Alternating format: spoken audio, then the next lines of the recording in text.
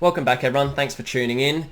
I'm wearing my Manchester United top today because they got the points over West Ham. Got a few friends that'll be watching this that are West Ham supporters, so sucked in. Yeah, today I just want to talk about my latest investment, which is in Cardano. It's a cryptocurrency, the ticker code is ADA. Now, why do I like Cardano? So it's actually got the third biggest market cap behind Ethereum and Bitcoin, which market cap is just the price of the coin multiplied by number of coins circulating. So it's getting right up there as one of the big players. And it makes quite a few improvements on Bitcoin and Ethereum. So we're just going to talk about those today. Essentially, like, Bitcoin was the first generation of cryptocurrency. It was the first one that came out, and it had plenty of advantages over the existing system of centralized money, but had a lot of shortcomings as well. Then second gen came out maybe 7 or 8 years ago. That was Ethereum and the likes of that. They introduced smart contracts into the blockchain, which a lot of benefits from that. And now we're into the third gen over the last few years, which Cardano is probably the leader, or just about the leader in that space. So what do they improve on?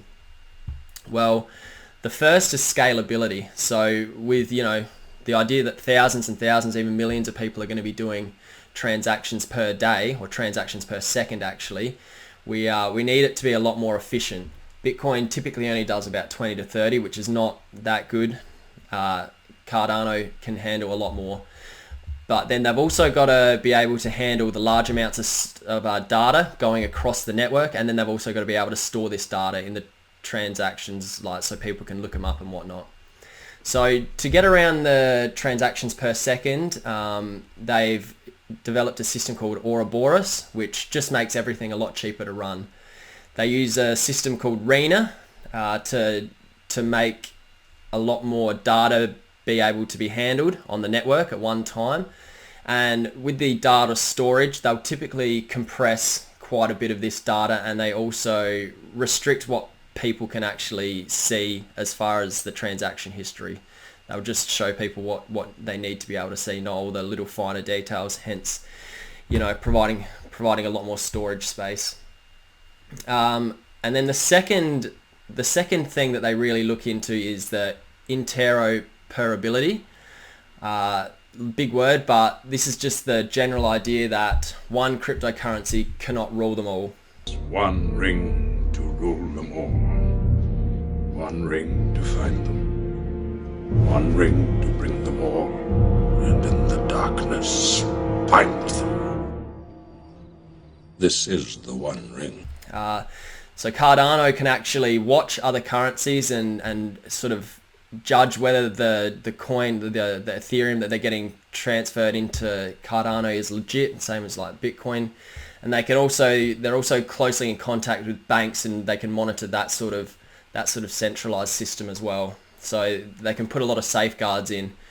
And then thirdly, we look at sustainability as well. So, I think a very good example of sustainability is something like Apple. They're consistently doing updates and improving their software as well as their hardware. You can look as far as video games as well. Games like Fortnite consistently doing updates, and it makes them really sustainable. So what is Cardano doing to maintain some sustainability and be able to continuously move with the times? Because that's a big shortcoming of Bitcoin. It's got all these shortcomings, but it can't actually adapt.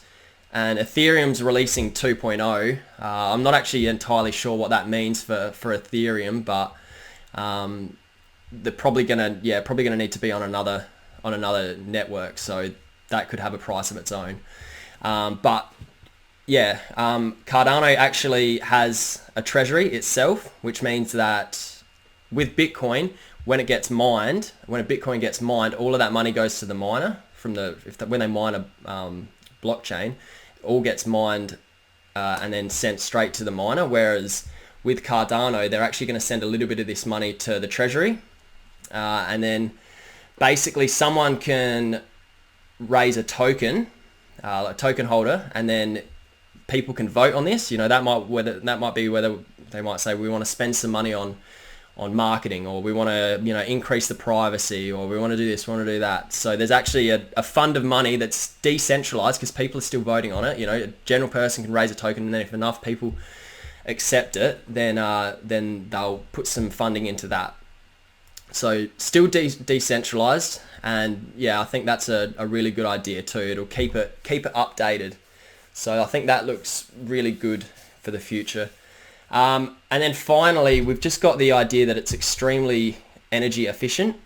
This is an issue that Bill Gates has been raising lately. Actually, he's a big climate change advocate, so he wants things to be really energy efficient.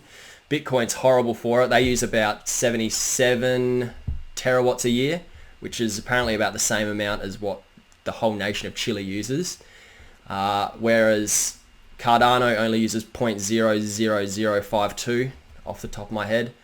So very, very energy efficient compared to Bitcoin. ETH is slightly better. I know we're just comparing the top three here, but I mean, you got to compare it to something. So ETH is about 14 terawatts a year. So yeah, it's a lot better than that as well. So I think that would really hold it in good stead as well, considering there's a lot of people into the ethical investing space, and they want companies or even cryptos to be, you know, efficient and look after the environment and yada yada yada. So yeah, another good reason. So I really, yeah, like I said, I've invested in Cardano. I like the look of it. As always, do your own research. Don't take this video as like a, you know, go and buy Cardano. You got to make your own choices up. There are a lot of other coins out there that are doing similar sort of things. But I just think that it's really going to take up some of the space that Bitcoin and Ether has held over the last few years. But yeah, again, do your own research, make your own decisions. Happy investing, guys.